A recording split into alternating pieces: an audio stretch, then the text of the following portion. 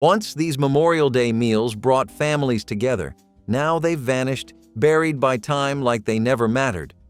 What happened to the dishes that once tasted like freedom, sacrifice, and summer itself? They were called Porcupine Meatballs, but for the families who served them at holiday tables, they were so much more than a silly name. Made of simple ground beef and rice, they puffed and swelled into spiny little spheres in the oven, taking on their signature look.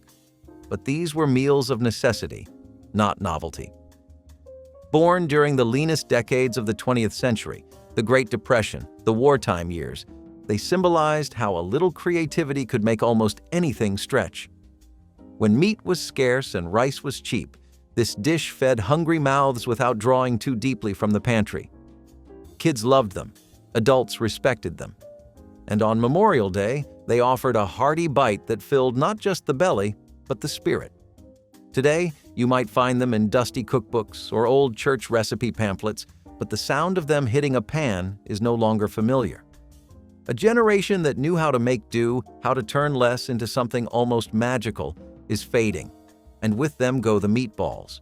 Where did we lose the will to turn hardship into joy? Candle salad was less of a meal and more of a statement, and once you have seen it, you never forget it. A banana standing upright in a pineapple ring, a cherry on top, and a creamy dollop of mayonnaise or cottage cheese made it look like a flickering candle. It was a fixture on picnic tables from the 1920s through the 1960s, proudly served by homemakers who followed the whimsical trends of Ladies' Home Journal and Betty Crocker cookbooks. Children giggled, adults nodded in amusement, and everyone remembered it. But behind the quirky appearance was a deeper idea. Food could be playful, celebratory, and meaningful, even in tight times. Fruits were canned, mayonnaise was homemade, and dessert didn't have to be chocolate to make people smile. Memorial Day gatherings back then were just as much about personality and pride as they were about tradition, and candle salad lit the table with all of that. But somewhere along the line, it started to feel too strange, too dated, too embarrassing to bring back. We traded its charm for uniformity. Did we stop laughing with our food the moment we started taking it too seriously? Rosalind Carter's strawberry Jello cake was the kind of dessert that didn't just end a meal. It ended it with grace. It came from the heart of 1970s Americana, where first ladies still printed recipes and dessert told you everything about a family. With boxed strawberry gelatin folded into a yellow cake mix and a generous spread of fresh strawberries suspended in sugary bliss, it was the kind of treat that left hands sticky and memories sweet. Rosalind Carter, in her quiet way, understood something too many of us have forgotten. Comfort does not need complexity. This was the dessert you brought to a neighbor's porch, the one your mother made when company was coming. A cool, sweet bite on a warm Memorial Day afternoon that said everything was going to be all right. Today, the recipe survives online, but the feeling has vanished. We no longer pass recipes with handwriting in the margins or bake something simply because it is loved. When did dessert stop being an act of togetherness? Boiled peanuts were once the unofficial anthem of Southern summer, a slow snack, a salty ritual. Green peanuts, soft and raw, were tossed into heavily salted water and left to simmer for hours, sometimes days. The result? Something that was not quite nut, not quite bean, but entirely addictive. On Memorial Day, they were sold from roadside stands in mason jars, passed down picnic lines, or offered in humble bowls under oak trees. The texture, soft, earthy, oddly satisfying, turned strangers into friends. It was not just about the peanuts, it was about the patience, the waiting, the knowing that you could not rush flavor or time or healing. That mattered. Today, we move too fast to let anything soak. Our snacks crunch. Our food is engineered for speed. The idea of simmering something for 12 hours just to eat it on a blanket in the sun feels absurd. But it was never about convenience. It was about connection. What else have we stopped boiling, just because it takes too long to remember who we are? 7-layer casserole was more than a dish. It was a story told in layers, and every scoop was a sentence. Ground beef, rice, tomatoes, corn, green beans, onions, cheese, and sometimes bacon, each added with purpose, each playing its part. It was a staple of mid-century Memorial Day potlucks where families brought what they had and stacked it into something greater than the sum of its parts. This casserole did not require a chef. It needed a heart. A housewife in 1954 who had 5 kids, 1 paycheck, and no time for frills could make this. It came out bubbling, filling, complete. The kind of food that made you feel safe. The kind that reminded everyone how good it was to be together. Today, it feels clunky, heavy, a relic of Pyrex dishes and avocado green kitchens. But the loss of it is more than culinary. It is emotional. It is cultural. We are not just missing a casserole. We are missing the faith that throwing everything you have into one pan is enough. Is that why we do not make it anymore? Copper pennies shimmered in the sunlight like treasure, and for many, they were. This chilled, marinated carrot salad got its name from its appearance, but the real value came from its surprising flavor. Sweet, tangy, crisp, alive. Sliced carrots cooked until tender were soaked in a dressing of vinegar, sugar, onion, and bell pepper. A Depression-era miracle that somehow tasted like hope. It was cheap, bright, and made entirely of pantry staples. On Memorial Day, it was served cold and confident, sitting proudly next to fried chicken and iced tea. It did not try to be more than it was. That was the point. These days, copper pennies have been lost in the shuffle of trendier fare, forgotten in favor of kale and quinoa. But once, this dish stood for everything our grandparents believed. Make do, make it pretty, and make it last. Is there still room on our tables for something that shines without trying to impress? Ham salad was once the sandwich spread of resilience, a creamy pink memory scooped between slices of white bread or spooned onto Ritz crackers. Leftover ham was ground or chopped fine, then mixed with mayonnaise, relish, mustard, and maybe a little onion. Tangy, salty, with a whisper of sweetness. It was the taste of post-holiday thrift, of making sure nothing went to waste. On Memorial Day, it fed whole backyards of aunts, uncles, and cousins gathered under the sun with paper plates and plastic forks. It was simple, yes, but it was good, and it reminded everyone of what they had, because you only made ham salad when you had ham. Today, it has disappeared, edged out by deli platters and packaged dips, lost in the cold shine of supermarket convenience. But it is not just the ham salad we miss. It is the careful chopping, the quiet assembling, the joy of making something old into something worth sharing again. When did we decide our memories were too humble to taste again? Lemon icebox pie was more than dessert. It was a reward, a sigh of relief on a hot day when everything else was melting. With just lemon juice, condensed milk, and a graham cracker crust, it was a marvel of minimalism. Chilled to perfection in the icebox, what we now call the refrigerator, it was smooth, tart, creamy, and cool. The kind of dessert that did not need frosting or fanfare to win the room. It was a fixture at Southern Memorial Day tables where the air was thick and the people were grateful. This pie was summer. But as we grew more obsessed with spectacle, lava cakes, mirror glazes, 12-step pastries, we stopped reaching for simplicity. Lemon icebox pie does not trend. It does not wow. It just works.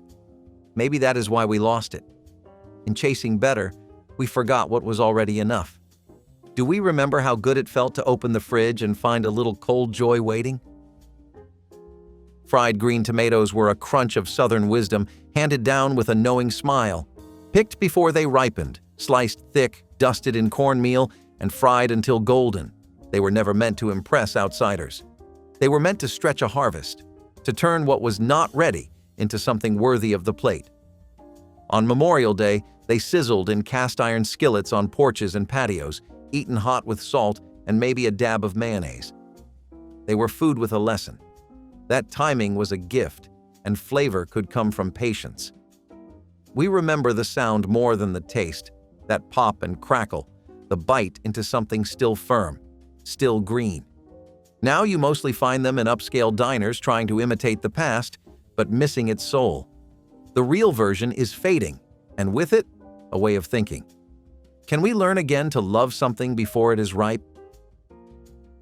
Chocolate mayonnaise cake was the quiet genius of hard times, the kind of recipe that sounded like a mistake until you tasted it. Born from the scarcity of eggs and butter during the Great Depression and World War II, it replaced both with a spoonful of mayonnaise, transforming a pantry accident into moist perfection. It was rich, humble, and made with what you had. On Memorial Day, it appeared on fold-out tables covered in checkered cloth, topped with whatever frosting was available or nothing at all. Kids did not know the difference. Adults did not care. It was chocolate cake, and it was delicious. Over time, it became a symbol of kitchen ingenuity, how American cooks could turn rations into rituals. But these days, even with full shelves and every ingredient imaginable, we ignore it. Maybe it seems too odd, too poor, too honest. But here's a thought. What if the best recipes are the ones that remind us how lucky we are not to need them? Pimento cheese was not a dip, it was a declaration. Creamy, tangy, a little peppery, and always made in a bowl with care, it defined Southern identity in the middle of the 20th century. Sharp cheddar was grated by hand, mayonnaise spooned in slowly, and sweet red pimentos stirred in last, like a secret ingredient. On Memorial Day, it showed up on white bread triangles or crackers, tucked into picnic baskets, waiting under tin foil in the sun. It was the kind of food that did not pretend to be elegant. It was proud of its roots. Born in Georgia kitchens and carried in church cookbooks, pimento cheese said, "You can keep your imported brie. This is what love tastes like." Somewhere along the way, it got marketed, mass-produced, stuffed into plastic tubs, and just like that, we stopped making it ourselves. We stopped remembering that flavor is not measured by brand, but by memory. Can something still be comfort food when no one remembers how to make it by hand? Shrimp cocktail. Once whispered luxury at a time when luxury was rare. A cold ring of pink shrimp circling a glass goblet of spicy red cocktail sauce, it looked like something pulled from the future. Yet this appetizer had a place at the Memorial Day table long before it appeared in steakhouse menus. In the 1950s and 1960s, when people dressed up for dinner and starched their picnic linens, shrimp cocktail felt like a celebration. It was chilled, elegant, and just exotic enough to feel thrilling. And yes, shrimp was expensive, but that was part of the ritual. You saved for it, you shared it, you made the most of it. Now, it is a sad afterthought in plastic deli trays or an overpriced starter in restaurants. What we lost was not just shrimp, it was the feeling of occasion, of taking a simple seafood and elevating it with ceremony. Do we even know what it means anymore to earn our luxury? Welsh rarebit sounded like a fairy tale, but it was really just toast, cheese, and pride. A sauce of sharp cheddar, butter, mustard, and dark beer poured hot over toasted bread, it came to American tables through British roots and Depression-era pragmatism. On Memorial Day, it was humble enough to serve in a backyard and special enough to feel like a treat. It was filling, satisfying, warm in all the ways a dish should be. You ate it with a fork and a napkin and a bit of awe that melted cheese could taste so refined. Once it graced cookbooks and cafeterias alike. Today, you might find it only in crossword puzzles or retro pubs trying to be clever. But it was never meant to be ironic. It was meant to make you feel full and fortunate. Somewhere in the middle of our rise to gourmet food culture, we stopped pouring cheese on toast and calling it dinner. Was that really an upgrade or just an erasure? Macaroni and cheese with breadcrumb topping was once the crown jewel of every Memorial Day side table. Not the boxed kind, not the squeeze pouch. The real kind, where elbows bathed in bechamel and sharp cheddar, then rested under a golden, buttery breadcrumb crust. It crackled when you scooped it, it stretched when you served it, and it made every plate better because it reminded you that simple food, done well, has no rival. In the middle of the 20th century, this was a go-to for mothers who could not afford much, but wanted to make the table feel rich. It filled you up. It made leftovers you actually looked forward to, and it showed up to every gathering like it belonged there. But somewhere along the way, breadcrumb topping became optional. Too much work. Too messy. So we skipped it. Now all that remains is a limp imitation in cardboard boxes. Do we remember how good food felt when we gave it a little crunch on top? Peanut butter bars were the quiet heroes of community potlucks, school bake sales, and Memorial Day cookouts across the country. No baking required. Just graham cracker crumbs, powdered sugar, a lot of peanut butter, and a thin layer of melted chocolate on top. Press it into a pan, chill, slice. Done. And yet it tasted like effort, like someone cared enough to bring something sweet that would not melt in the sun or fall apart on a paper plate. These bars were packed in tin lunchboxes and Tupperware. They were simple and filling, just like everything else was supposed to be. Today, they have vanished, replaced by cookie dough dip, protein bites, and pre-cut grocery store bars. But what we lost in flavor, we also lost in intention. These were never about impressing. They were about showing up. Can dessert still be a gesture when no one makes it from scratch? Banana pudding was not just a dessert, it was a tradition in a bowl. Sliced bananas, layered with vanilla wafers and warm homemade custard, sometimes crowned with meringue, sometimes with whipped cream. It was soft and sweet and endlessly forgiving. On Memorial Day, it was passed down in glass dishes, made in the morning and chilled by noon. Families gathered around it like a campfire of comfort. Every spoonful tasted like Sunday afternoons, front porches, and somebody's grandma humming in the kitchen. It was one of those dishes you did not just eat, you inherited. Now it is boxed, instant, or worse, forgotten altogether. But when we forget banana pudding, we forget the quiet patience that made it. The love measured in layers, not minutes. Have we moved too fast to remember the rhythm of a pudding spoon in a glass bowl? Ambrosia salad was never really salad. It was nostalgia disguised as dessert.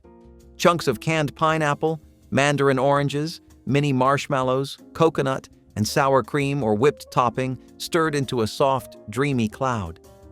It was pastel. It was strange. It was perfect. On Memorial Day, it sat proudly next to deviled eggs and fried chicken, a cold, sweet relief from the heat. It belonged to the generation that knew how to turn shelf-stable ingredients into miracles. Ambrosia was made not with technique, but with love and memory. A dish born from canned fruit and creative instincts. Today, people mock it. They scroll past its name. But this dish was never about aesthetics. It was about joy. And joy should not have to apologize. Why did we let whimsy fall out of fashion? Tomato aspic may be the strangest survivor of American culinary history. A savory gelatin made from tomato juice, onions, celery, vinegar, and unflinching optimism. It was a fixture at elegant mid-century events. Memorial Day included. Sliced into bright red rings or cubes, sometimes garnished with hard-boiled eggs or parsley, it was considered upscale, even beautiful. And yes, it wobbled. Yes, it confused children. But to the women who poured their tomato aspic into molds passed down from their mothers, it was pride. It was flavor and structure and self-respect. Somewhere around the 1980s, we decided we were too good for it, too modern, too grown up. But was that true? Or did we just stop daring ourselves to love what made us uncomfortable?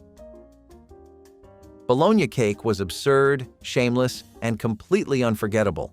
Stacked slices of bologna slathered with seasoned cream cheese, then frosted into a meatloaf-shaped spectacle and garnished with olives. It was not a joke. It was serious party food. A hit at potlucks, and yes, Memorial Day gatherings. People laughed at it, but they ate every slice. Because bologna was cheap, cream cheese was satisfying, and this strange cake made people talk. In a time before Instagram, before aesthetic mattered more than flavor, Bolognia cake proved that food was meant to bring people together, sometimes by surprise. Now, it is a punchline. But maybe that says more about us than it does about the food. When did we start caring more about judgment than joy? Spam and pineapple kebabs turned survival food into a backyard delicacy. Chunks of canned spam alternated with pineapple, bell peppers, and onions on skewers, grilled until the edges caramelized and the fat sizzled into something sweet and smoky. It was the kind of dish that proved one truth: flavor does not ask where the food came from. It just shows up. During wartime rationing and post-war frugality, spam was everywhere. But this recipe elevated it, made it festive. On Memorial Day, it brought the tropics to the suburbs and turned compromise into celebration. Today, spam has fallen out of favor, dismissed as a relic of harder times. But maybe those times knew something we forgot, that even canned meat, given a little fire and fruit, can taste like a feast. What else are we throwing away just because it came from a can? BBQ beef ribs with chili sauce glaze in the 1950s were not just cooked, they were crafted. Thick, bone-in ribs were rubbed with salt and love, then slow roasted until the meat barely clung to the bone. The glaze was no bottle off the shelf. It was mixed by hand: ketchup, brown sugar, vinegar, chili powder, maybe a splash of Worcestershire if you had it. This was backyard alchemy. On Memorial Day, smoke curled through the neighborhood, not just from one grill, but many. It was the scent of unity. Fathers, grandfathers, uncles, each had their version. Each swore it was better. Each passed it down like a sacred rite. The ribs were sticky, tender, sweet, with a heat that lingered. Plates were licked clean. Kids remembered the stain it left on their fingers. It was not fast. It was not easy. But it was food that gathered everyone without needing to say a word. Today, we pour sauce from a bottle and set timers. We rush what was once revered. Somewhere between convenience and efficiency, we lost the long, slow dance of flavor and family. What would it take to bring back the smoke, the stories, the waiting, and all that it meant? Frozen fruit salad was a triumph of mid-century innovation, a celebration chilled to perfection. Before ice cream became a default dessert, this dish held the throne on hot days. It started with canned fruit cocktail, cherries, peaches, pears, folded into a blend of whipped topping and cream cheese. Chopped pecans added crunch, and sometimes tiny marshmallows sneaked in like confetti. Poured into a mold and frozen overnight, it emerged in slices like soft pastel jewels. On Memorial Day, it was brought out with a flourish. Plates clinked, spoons dipped, and someone always sighed at the first bite. It was cold and sweet and oddly elegant. Housewives beamed because it meant they had mastered the modern kitchen. This was not just food, it was proof you could control time. But now, frozen salads are dismissed as strange relics. We mock the texture, the sugar, the sweetness. But maybe we are the ones who forgot how to appreciate a dessert that cools more than just the body. The kind that felt like a sigh at the end of a long, warm day. What if cold comfort is still what we crave, but we just forgot how to freeze it, right? Bolognia Sllo sandwiches were the sandwich of the people. Messy, honest, and better than they had any right to be. Start with fried bologna, thinly sliced, sizzling until the edges curled up like flower petals. Pile it high on soft white bread, slather with mustard if you had it, and then crown it with a scoop of creamy cabbage slaw. The slaw was everything: shredded cabbage, carrots, mayo, a little vinegar, a little sugar. It cut the salt, cooled the heat, and tied it all together. On Memorial Day, this was food for when the grill had not yet fired up, but the hunger had already arrived. It fed kids, it fed laborers, it fed whole backyards with just a skillet and a spoon, and it made people happy, full stop. Now it is nowhere, disappeared, replaced by gourmet deli sandwiches with names that do not taste like anything. But this sandwich never wanted to be elegant. It wanted to be eaten, enjoyed, remembered. When did we decide our food had to impress strangers instead of feeding neighbors? Cornflake crusted baked chicken was proof that Sunday supper wisdom belonged at the Memorial Day table. Forget frying. This was chicken rolled in mayonnaise and crushed cornflakes, then baked until golden and audibly crisp. The cornflakes clung like armor, locking in the juices, delivering a crunch that fried chicken envied. It was frugal and brilliant. Housewives clipped the recipe from magazines. Grandmothers made it without measuring. The smell would fill the whole house. On Memorial Day, it came out on aluminum trays, the kind you reused a dozen times. It tasted like someone cared enough to do more than just throw food together. But it has faded now. Too simple for food shows, too homemade for takeout. We lost it not because it failed us, but because it asked us to use our hands, to crush cereal, to coat carefully, to trust the oven. Maybe the best food does not come with a crunch from a bag, but from the sound of someone doing things the long way. Have we forgotten what makes food feel like home? Hot Dog and Bean Casserole never pretended to be fancy, and that was its magic. Sliced hot dogs, baked beans, diced onions, sometimes a dash of brown sugar or mustard, all stirred together and baked until bubbling and browned. It was hearty, it was sweet, it was smoky, and it was cheap. This casserole showed up at Memorial Day when times were tight and no one blinked twice. Kids loved it. Parents appreciated that it fed everyone without a fuss. It was the definition of practical joy. Topped with cheese if you had some, served in the same dish it was baked in, eaten with a spoon and a smile. Today, it is almost gone. Too lowbrow, too old school, too tied to struggle. But maybe we need that kind of struggle again, not to suffer, but to remember the beauty in making a meal stretch, in making something satisfying with so little. When did we stop honoring the meals that held us together when little else could? Chicken Paprikash was a dish with history in every bite. Brought from Hungary and passed from grandmother to mother to daughter, it filled American kitchens with the deep red glow of paprika and the rich scent of stewed onions. The chicken was simmered slowly in the sauce, tenderized by time and stirred with care. Every step was deliberate, passed down not from cookbooks but from memory. It was not just dinner, it was identity in a pot. Serving it meant keeping someone's story alive. Sour cream was folded in at the end to make it velvety and bright. Ladled over egg noodles or dumplings, it was food that comforted generations. On Memorial Day, it honored heritage. It reminded families of the old country, even if no one remembered exactly where that was. But today, this dish has gone quiet, too ethnic, too heavy, too unfamiliar.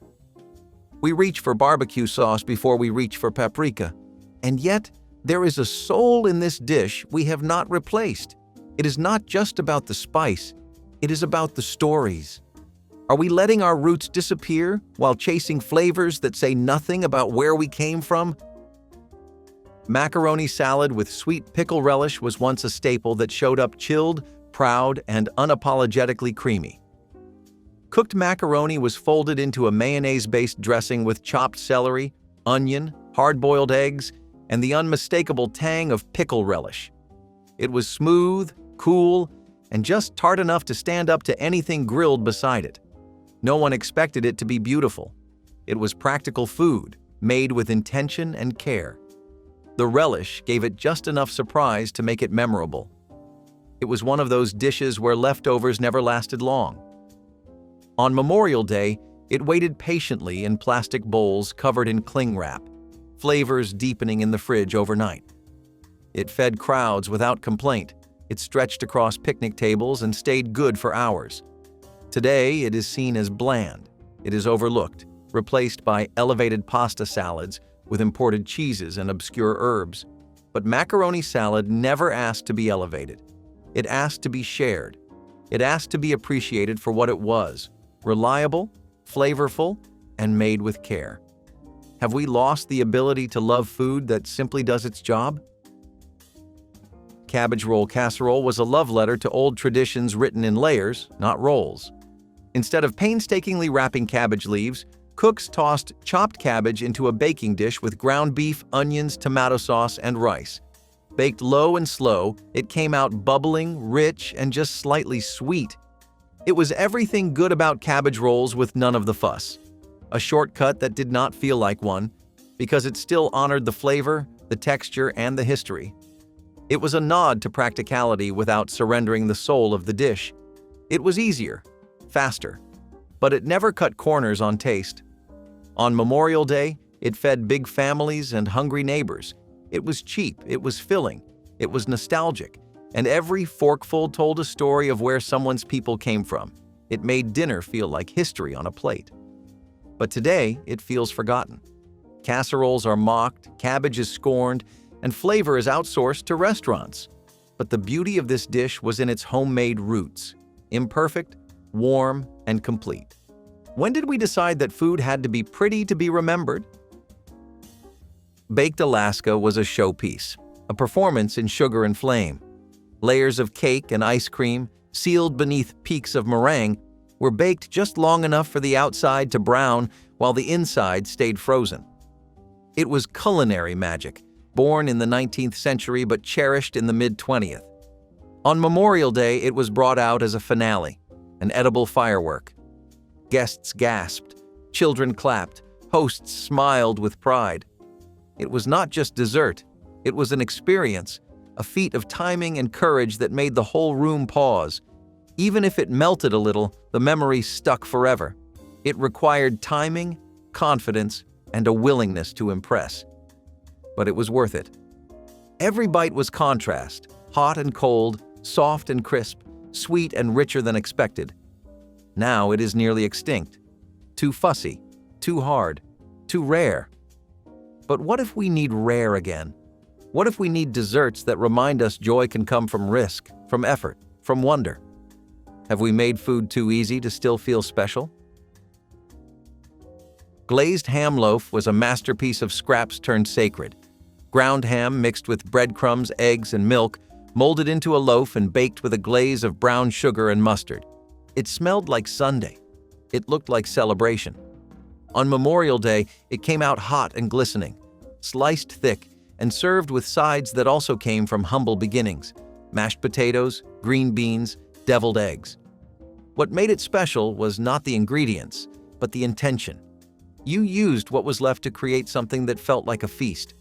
And somehow, it always tasted like abundance, even when times were tight. This was not a backup dinner. It was the main event. Kids asked for seconds. Adults asked for the recipe. And it all came from leftovers, from thrift, from the genius of making do. But today, ham loaf is missing. It is too pink, too vintage, too unrefined for modern tastes. We forgot that it fed people well, that it made them feel full, loved, proud. Have we confused sophistication with forgetting how to honor what we once had? Before filet mignon and lobster took over Valentine's menus, a well-prepared roast was the gold standard for romantic home cooking. It was rustic yet refined, filling the house with warmth and rich aroma. And in the mid-20th century, cooks looking to elevate tradition found a new way to add elegance: honey and lavender. Lavender, long associated with romance and relaxation, has been used in cooking since the Middle Ages. Its floral, slightly citrusy notes paired beautifully with the natural sweetness of honey, creating a glaze that was delicate yet complex. Honey itself has deep romantic symbolism. Once considered an aphrodisiac, it was the namesake of the honeymoon. Together, they turned an ordinary roasted chicken into something worthy of a special occasion. So why did this dish fade from home kitchens? One reason is the changing perception of floral flavors. By the late 20th century, lavender became more associated with soaps and perfumes than with food, making some home cooks hesitant to experiment. At the same time, convenience meals pushed slow-roasted dishes aside in favor of quick, high-heat cooking methods. Rabbits and white wine sauce were a funny thing. Ideally, there's probably nothing more gourmet than being served something like this: a fancy European-style white wine sauce with a perfectly tender and juicy rabbit. It just sounds like rich people food, you know? Which is why I wonder if you'll be surprised when you find out that rabbits actually weren't all that expensive or luxurious to get. Nowadays, you can get away with passing a rabbit dish as a gourmet experience depending on the skill of the chef and the complexity of the dish. Back then, though, we were just talking about Sunday roasts. Arguably, cooking the white wine sauce was harder than the rabbit here. Still, the culture of eating rabbits is something that I think began in the Great Depression. People were so low on game, chicken, and just sources of meat that they began to hunt. and rabbits were one of the most abundant resources available. I think from there on, lots of people, especially hunter families in the South, rediscovered a newfound appreciation for rabbit and its soft, buttery flavors. Spanish rice with tomatoes and green peppers, a flavorful side dish that has graced American tables for decades. Despite its name, it's actually more of a Mexican-American creation, born out of the fusion of traditional Spanish and Mexican cooking. The rich, savory base comes from simmering rice in a seasoned tomato sauce, with green peppers adding a touch of sweetness and color. The origins of Spanish rice can be traced to the influence of the Spanish in Mexico during the colonial period. The use of rice as a staple ingredient spread throughout Latin America, evolving into countless variations. In the United States, especially during the mid-20th century, Spanish rice became a popular side dish to accompany everything from tacos to fried chicken. The addition of green peppers, onions, and garlic to the dish added layers of flavor that made it even more satisfying. Spanish rice with tomatoes and peppers is the side dish that's just as colorful as it is delicious. So much flavor, it almost steals the show. It's a versatile, easy-to-make dish that always pairs well with a variety of main courses. Yes, stuffed pigeons with chestnuts were something that people actually did regularly reserve for their tables for Sunday roasts. And yes, this is definitely gluttony. Not bordering on the edge, not a stone's throw away, just pure, unadulterated gluttony. Stuffed pigeons were a traditional dish that were brought onto American kitchens primarily through immigrant communities. By this I mean, you can once again curse the British for their food. I really don't get what goes on in the kitchens in that country. It feels like every step they take is like playing Russian roulette because will they take a step forward? Will they set us back a decade or two? You may never know. Anyway, the chestnut thing was actually something that was brought into the equation thanks to the French. Apparently, chestnuts are a pretty popular stuffing in the region there. It makes sense that we tried things like this since in the middle half of the 20th century, all we ever did was delve as deep as possible into European cooking. Thing is, this dish was only possible because people regularly kept pigeons and raised them on their farms and in their living spaces. Thanks to the mass amount of urbanization, your typical two-bed in New York just doesn't come equipped with pigeon-raising facilities these days. Few dishes strike the balance between comfort and luxury, quite like macaroni and cheese. A staple of American home cooking for over a century, it was originally a simple, affordable meal. But by the mid-20th century, home cooks looking to impress began adding gourmet ingredients, none more decadent than lobster. Lobster itself has had a dramatic culinary evolution. Once considered peasant food, it became a luxury item by the early 1900s, appearing in fine dining menus and special occasion recipes. Combining it with mac and cheese was a statement. The richness of lobster paired with creamy, cheese-laden pasta created a dish that was indulgent but familiar, elevated yet approachable. As lobster became more expensive, its place in home cooking dwindled. At the same time, mac and cheese shifted toward either quick stovetop versions or gourmet truffle-infused restaurant dishes, leaving this mid-century classic in the middle ground. But some flavors deserve a comeback. Because while steak might say fine dining, nothing says thoughtful comfort quite like a perfectly baked dish of mac and cheese, with just enough lobster to remind you it's still a special occasion. Cheesy broccoli and rice casserole is a dish that may just be the ultimate comfort food. It's the kind of meal that fills the house with an irresistible aroma, combining the earthiness of broccoli, the warmth of rice, and the creamy richness of cheese. Its popularity skyrocketed in the 1960s, when casseroles became a go-to for busy families looking for easy, satisfying meals. The origin of this casserole can be traced back to the post-war era when convenience foods, like canned soups and processed cheeses, took center stage. The combination of broccoli and rice, often bound together with a can of creamy mushroom soup, was an affordable and filling way to stretch ingredients. Over time, home cooks started adding their own twists, incorporating cheddar cheese, garlic, and even a crunchy breadcrumb topping for texture. While it's easy to dismiss cheesy broccoli and rice casserole as just another side dish, it's also the type of meal that can easily steal the spotlight at dinner. It's a versatile dish, whether served alongside a roast chicken or as the main event for a meatless dinner. Cheesy broccoli and rice casserole is the ultimate kitchen hack. Tastes gourmet, takes no time, and leaves everyone smiling. It's the kind of dish that proves simplicity can be deliciously satisfying. Spiced honey-glazed ham was a special one. It was one of the first few instances we had of spicy glazes or glazes in general being used in popular mainstream American traditions. Something breaking into the platform of Sunday roasts, potlucks, casserole Mondays, and church potlucks was always a big thing. It was basically the 20th century equivalent of someone getting a contract with the NBA right out of high school or landing a Tarantino production. It was your big break, your way to get your name out there in the industry. Dishes like these were some of the first things in the world that ever popularized honey glazes, which were really just a European concept for the most part until they became as big as they are now in America.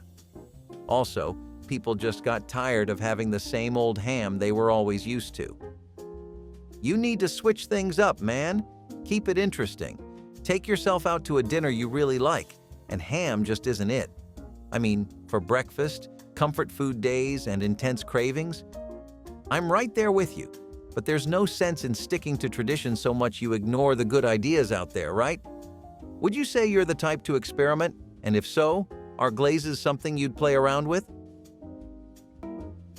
Steak has long been a staple of romantic dinners, but mid-century home cooks weren't just grilling, they were experimenting. By the 1960s, culinary influences from Europe and Latin America introduced the idea that steak didn't need to be seasoned only with salt and pepper. Enter cocoa and espresso, two ingredients that, when used carefully, enhance the natural umami of beef with depth and smokiness. Cocoa in savory dishes wasn't new. Mexican cuisine had been using chocolate and mole for centuries. Espresso, with its rich bitterness, amplified the complexity. Together, they formed a crust that was bold, aromatic, and undeniably elegant. Perfect for a Valentine's dinner at home, it was a dish designed to impress. So why did this flavor combination fade? Timing played a role. As the 1980s and 90s ushered in a preference for ultra-rich, butter-basted steaks, the idea of adding cocoa and coffee seemed almost unnecessary. Meanwhile, the rise of pre-marinated cuts made homemade rubs less common in everyday cooking. But food trends are cyclical, and this is one worth reviving. After all, steak is already a classic Valentine's dish. Why not give it a touch of culinary artistry? Hamburger Hash is the unsung hero of the frugal kitchen. Born out of necessity and ingenuity, this dish has been rescuing leftovers and stretching budgets for decades. The concept is simple: ground beef, diced potatoes, and onions cooked together in a skillet.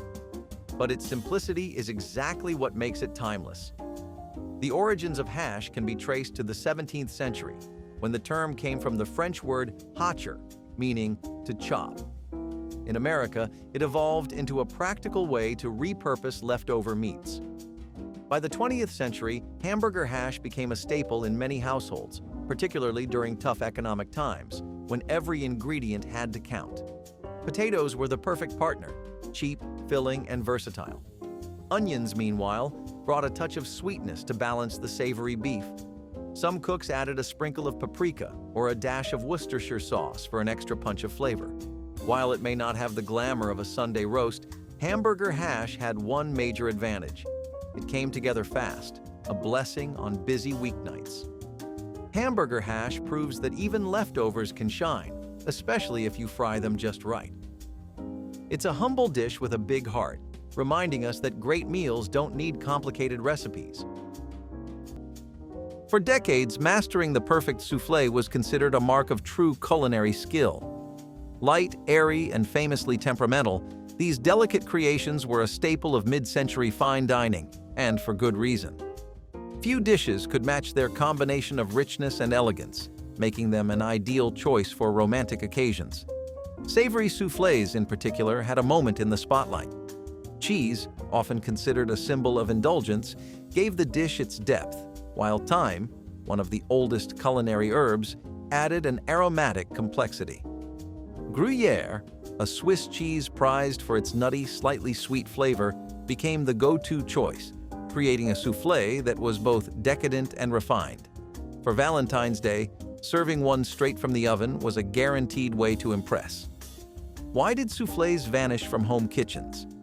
Blame their reputation for being finicky.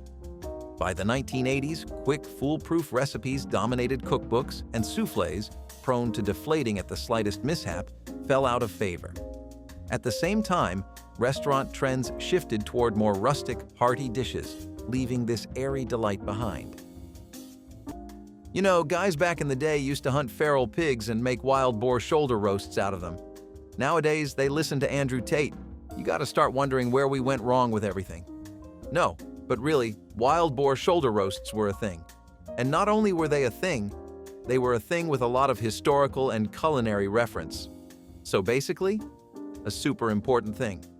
The dish was a heritage of regional cooking that blended the best and most practical parts of Southern and Native American influences. Wild boars aren't something that were native to America, and indigenous people were the ones who were the most proficient hunters.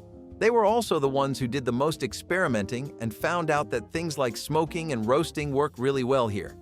You might think, but if they aren't native, how come so many are there in the South? Well, that has to do with how boars were introduced by Spanish explorers in the 1500s. Basically, those boars had escaped into the southern side of the country, and that's why you see so many in the South. Wild boar became a sign of bounty and became associated with feasts, holidays, and eventually roasts. But we've really moved away from hunting as a country. A dish that combines the simplicity of ground beef and rice with the vibrant crunch of bell peppers, stuffed bell peppers have been a staple in American kitchens for decades.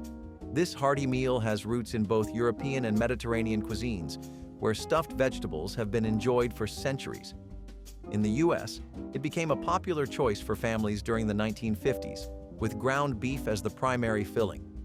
The dish is incredibly versatile. Ground beef is often seasoned with onions, garlic, and spices, then mixed with rice to create a filling that's packed into hollowed-out bell peppers.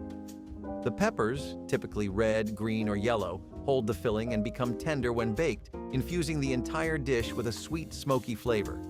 While some recipes call for tomato sauce or cheese to top the peppers, others leave them as is, letting the natural flavors shine through. This dish is perfect for using up leftovers or for a simple, budget-friendly dinner.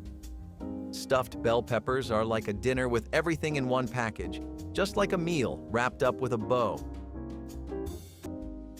Delicate, dramatic, and decadent, Pavlova has long been a dessert that blends elegance with indulgence. Originating in the early 20th century and named after the Russian ballerina Anna Pavlova, this crisp yet airy meringue became a favorite among dessert lovers who wanted something light but visually striking. By the mid-century, variations emerged, and one particularly romantic twist borrowed flavors from Germany's famous Black Forest cake: chocolate, cherries, and whipped cream. Cherries have long been linked to romance, from ancient mythology to Victorian courting traditions. Their deep red hue and natural sweetness made them a staple in Valentine's desserts. Chocolate, often considered the ultimate aphrodisiac, only added to the appeal. Combined with the crunch of meringue and the softness of fresh whipped cream, this dessert was a showstopper on any special occasion. Pavlova requires patience, slow baking, careful assembly, and just the right balance of textures. By the time instant puddings and no-bake cheesecakes became mainstream, labor-intensive desserts like this fell out of favor. At the same time, Black Forest cake itself became less popular, taking its Pavlova-inspired cousin with it. Roasted capon with sage butter is a bit of a shocker. Basically, it's a castrated rooster that was raised purely for slaughter. This used to be a centerpiece dish for everything related to Sunday roast dinner, festivals, celebrations, and more. But slowly over time, this kind of stuff really went out of fashion. The rooster has to be castrated at a young age, and the reason they do this is because then they don't really produce testosterone anymore. As a result, the bird tends to grow larger, with a bigger fat content and more tender meat. Capons became a symbol of luxury exactly because of these qualities. They were seen as a superior bird with a lot of richness. There was also the fact that the overall taste just wasn't that gamey. which honestly made it fit so many people's palates. This entire practice of caponizing a rooster is something that first started in ancient Rome, and there are even agricultural texts that describe the process.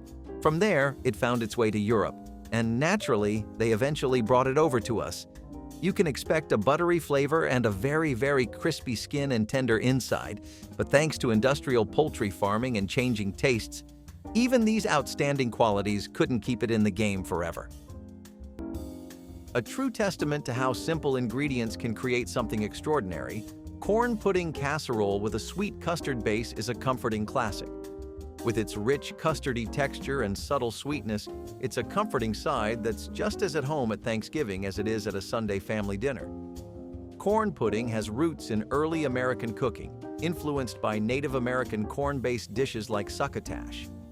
However, the casserole version, often made with a combination of cornmeal, eggs, milk, and sugar, emerged in the 19th century as settlers began adapting recipes to make use of what was readily available. The sweet custard base, made with eggs and cream or milk, gives the dish its signature smooth, slightly sweet texture that contrasts perfectly with the corn kernels. It's also a dish that evolved with convenience in mind. As canned creamed corn became widely available in the mid-20th century, many home cooks began using it to simplify preparation without sacrificing flavor. Corn pudding is a crowd pleaser, and its versatility allows for adjustments. Some might add a touch of cheese, while others prefer to keep it pure. For generations, baking was one of the most heartfelt ways to celebrate love. Before store-bought chocolates and prepackaged treats became the norm, Valentine's Day desserts were made from scratch, often with simple, comforting ingredients, and few things felt as personal as hand pies, small, portable pastries designed to be shared, gifted, or enjoyed together. In the 19th century, vanilla was considered a luxurious ingredient, often associated with warmth and affection. When combined with silky custard and tucked inside a flaky pastry, it created a dessert that was both elegant and nostalgic. The finishing touch was a glossy pink glaze, adding just enough color to make these little pies feel extra festive. So why don't we see these charming pastries on Valentine's tables today? One reason is convenience. As pre-made desserts flooded grocery store shelves, the time-consuming process of rolling, filling, and sealing dough became less appealing.